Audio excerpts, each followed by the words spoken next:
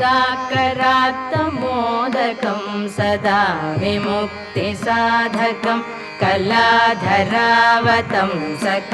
विलासिलोकरक्षकं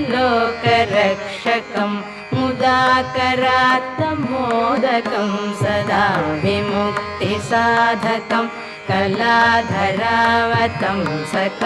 विलासिलोकरक्षकम् अनायकैकनायकं विनाशिते भदैत्यकं गताशुभाशुनाशकं नमामि तं विनायकम् अनायकैकनायकं